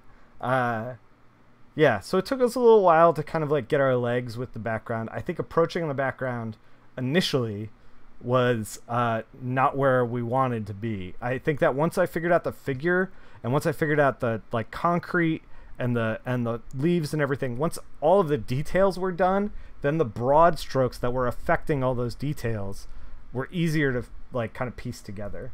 So yeah, I feel like it not sure what shows you're going to in the future now that you live up north again. Oh, so if you're up north again, you're in Jersey, I think. I hear the Baltimore show is really good. I've never been, but it's one of the ones that keeps getting recommended to me. Obviously, New York Con is great. There's a couple shows in New York or in Connecticut that people keep telling me to go to, but those people all live in Connecticut and want to hang out with me, and I'm like, dude, we could just hang out. Like, I can just come up and hang out. I don't know why we got to go to a show. You're in Philly. Oh, that's awesome. Philly just had a show this weekend. This weekend is like a non-Wizard World show is happening in Philly this weekend, and it's the first non-Wizard World show in I don't know, a long time since I've been there, which was years and years ago. So yeah, I'm very curious if that show is good, because I would like to visit Philly on a regular basis. Keystone Comic-Con, yes. Yeah, unless you come to Germany. Sally, you just got to pack up and go to Germany. You're gonna try to go Sunday? Cool. Let me know what you think of it. So we're gonna put this piece up on Twitter, up on Instagram. We're gonna do all the umbrella hashtags, so hopefully everybody who wants to see it will get to see it. We're also going to put this up in the Discord. You can join us in the Discord if you want. So I just got back from Rose City Comic Con. I wanted to get a stream done because I'm here for you guys. I wanted to get this stream done because I know you guys have been missing. But we probably won't be doing any game stuff on the weekend, just because there's like a boatload of stuff I got to catch up with. After the weekend, we're going to be back to our regular streaming thing next week. Is this a brand new Philly show? Yeah. Thank you, Sally. Yeah, thank you for providing us with the line art. Happy to do more stuff down the line. Everybody should follow Sally at This Quiet City on Twitter. So we're probably going to do those Oming sketchbook stuff. I don't know what we're going to do with it. Like I said, I was thinking about trying to do this purposeful beige thing. That'll be interesting. We'll see if I stay in the beige box or if I resist it so hard. Looking forward to more streams. Thank you. And we're going to try to do like a little digital painting kind of thing. We're just going to try to enjoy it. I'm also going to try to do a page with just like a bunch of different color schemes. We're going to try to do the same page a couple different ways. We're not going to be doing any like shadows on it. We're just going to talk about pure color, because a couple of people were actually talking to me about how one of the struggles that they have is like trying to figure out a color scheme. So we're going to figure out a couple of color schemes, a couple different options for the same page. So that's what we got going on in the future. Chris Sabella was like, dude, when are you gonna have me on the stream? I want to talk writing. So we're gonna do that at some point soon. I gotta lock him down. So that's gonna happen. Until then, yeah, we'll be back on Tuesday at like 2:30ish. Until then, everyone out there, keep making comics. We'll see you Tuesday.